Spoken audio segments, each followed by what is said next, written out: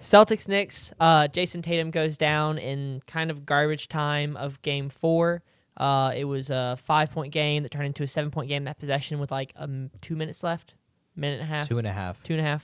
So not necessarily garbage time. Things were looking dire. It was Celtics. not looking. They were already down 5. They were down 5.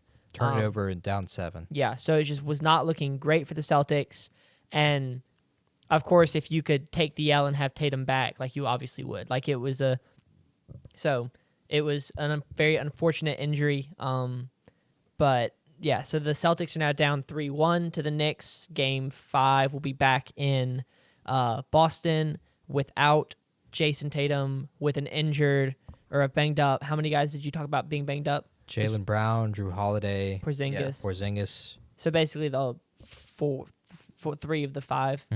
It's life support for the Celtics currently. Yeah.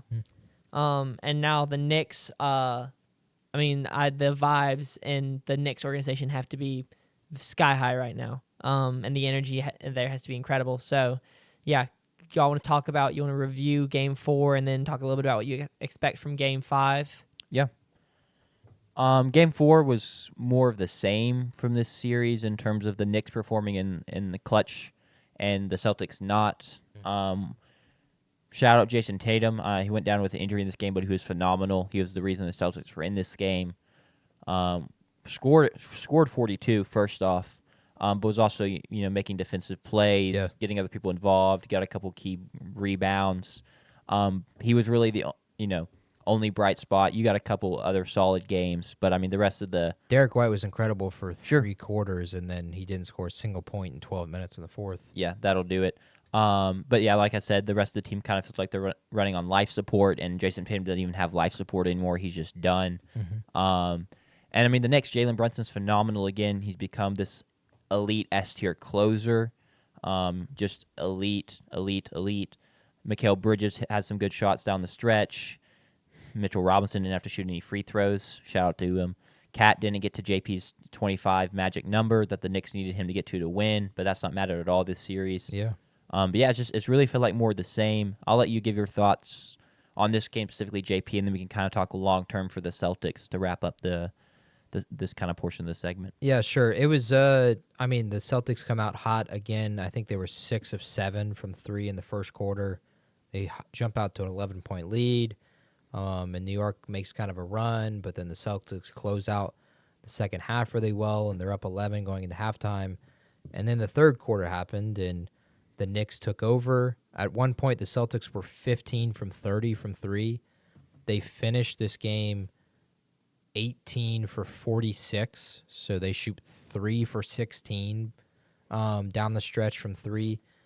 Which after shooting 50% it's a big change. They finished 18 for 48, so they actually shot 3 for 18 from 3 after being 15 from 30 at one point in the game. So that was kind of the story of the second half, and it, like the story of Game 1 and Game 2, it's what allowed the Knicks to get back in this game. While it wasn't a 20-point comeback, it was still a double-digit comeback, and the Knicks again showed that if they could get it into the last 5 minutes, and it was a clutch game and qualifying under that, they had the closer, and they were going to take over and do that. Brunson was incredible again. I want to give a ton of credit to Mikal Bridges.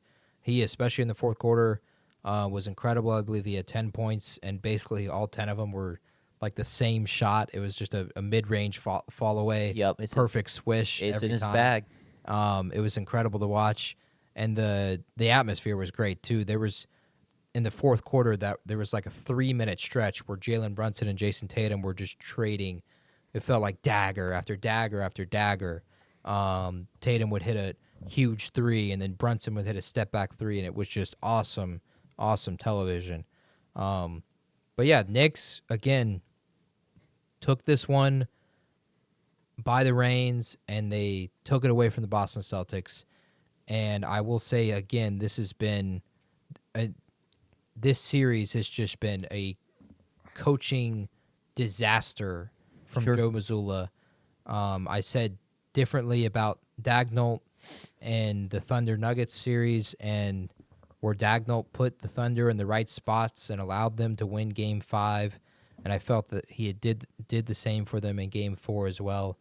But in this series, like the Celtics, it's very frustrating to watch because this is a team that is the defending champions, and yet in the final 8 minutes of 3 of 4 of these games, they have just been terrible. I specifically, there's a stretch right before Tatum gets hurt. There's 4 minutes and 30 seconds left. They're down 2. Brunson misses a layup. He falls down on the floor. They get 5-on-4 on a fast break. They settle for a Derek White corner 3. Miss it. No offensive rebound. Knicks get it back. Hit a 3. Jason Tatum comes down the floor. He had been getting to a spot. He'd been hitting everything he had shot, sure, but he had been getting to the foul line, to his mid-range. He was in his bag, and he settles for a 29-footer. Knicks go down, miss, but we have a timeout for Boston. Coming out of the timeout, down 5 with 2 minutes, 45 seconds left. Turnover, OG dunk. Tatum tears his Achilles. Ball game.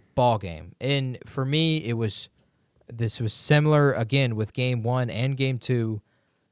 Coaching disaster. And Missoula, too many times, just allowed his stars to go out there and play and do whatever they want. And unfortunately for them, even though they won the championship last year, they refused to make the right plays down the stretch of games, and they look like the Celtics of old.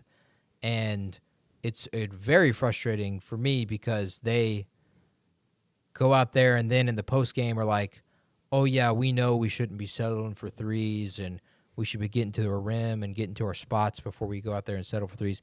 And then they continue to do it throughout the entire series. So it's just extremely frustrating for just me as an NBA fan. Like, I don't really particularly like the Celtics, but it's like, come on, like it's not what you expect from the defending champions to play basketball this way, and yet they've done it and allowed a Knicks team that they destroyed 4 times in the regular season go up 3-1 against them. Yeah.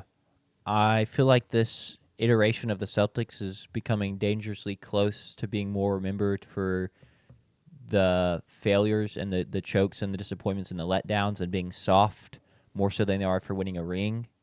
I think Missoula's also a coach we could look back on and be like, how did he win a ring? Mm-hmm. Because I've really not been impressed with him over his tenure.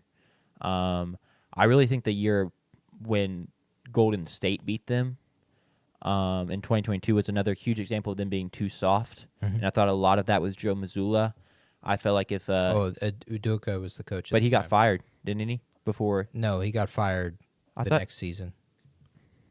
No, he coached the finals. He did? I could have sworn he got... Okay, my bad. I apologize for that take then. Good. But it's still a similar story about the sure. players. Yeah, I mean, the players are still soft, and we've seen it in previous years too. And that just seems like that almost feels like last year was more the blip. Mm-hmm. And this is what they really are. And then looking forward with the Tatum piece, he's not going to play next year at all. And so you're not going to love your odds of a team that's getting more expensive, like we talked about earlier, with Jaylen Brown being the best player. Don't really see a championship coming next year in that regard. And then the second apron stuff is really going to hit him next year, the year after that, because Tatum and Brown are so expensive. And you just never know what a player's going to look like post-Achilles tear. So they're kind of treading in dangerous water. I made this take earlier. I'm going to throw it out there again. I do feel like the Tatum injury gives them a lifeline in this regard of that. I don't know. It's like the feeling around it has changed from frustration about the Celtics and their incompetence to close games to now just disappointment and dismay and depression about Tatum's injury. And I think that could very well let the Celtics off the hook for what we really thought was like, hey, they could be primed for a bit of a mini dynasty, especially in an era where it's really hard to win multiple championships. One, because injuries are just so prevalent and it's such a war of attrition, and that caught up to them this year. But also with the new CBA and first and second apron stuff, it's so hard to keep a core together. It's next to impossible. And just like that, it fell like a house of cards. We're no longer looking at the Celtics team like, hey, they could potentially be a bit of a mini dynasty to like, oh, wow, it's a disappointment and they choked and they're soft. And I think that the Tatum injury almost diverts some attention from that. Yeah, they were going to be under serious fire because even if Tatum doesn't get hurt and they're down 3-1, the team up 3-1 wins 96% of the time. Yeah. Only 8 times ever has a team come back from down 3-1. And so they were going to be under serious fire for being the favorites to win the championship coming into the year, and then the favorite to win the championship coming into the playoffs. And then you lose to a team you beat 4 times in the regular They were season. minus 900 to win the series. Yeah. And a team that you had beaten 9 out of the last 10 times you had played in the past 2 years with similar, basically identical cores both years. So, yeah, it is a crazy, it's a great point, Jack. It's a crazy switch in the narrative of how an injury has now changed it and really kind of taken those kind of questions off of them. And it felt like they might have been going, especially if they lose the series and Tatum's still, healthy, they're going to an offseason where they are making serious changes. Yeah. Whether that be Jaylen Brown or Derek White going somewhere else. But now they're going to be in a spot where they kind of have to keep Jaylen Brown because, again, they're going to be in the Eastern Conference. They have a chance. They're going to still make the postseason with this team without Jason Tatum. So, but yeah, it's crazy. Shout out New York. In the East gets weaker and the West gets stronger. I mean, it is. It's like we talked a lot about the injuries to the Celtics, but New York deserves a ton of credit for winning the series. With the way the playoffs work with the injuries, you just got to roll with it, and you just Now look who's calling the series before it's even over. It's over. Yeah, I don't know. It's just like you're never going to be like, we don't deserve to win the series because the other team got injured. You just got to win the games that are ahead of you to win, regardless of who you're playing. So, and the Knicks have done a very good job doing that. Agreed.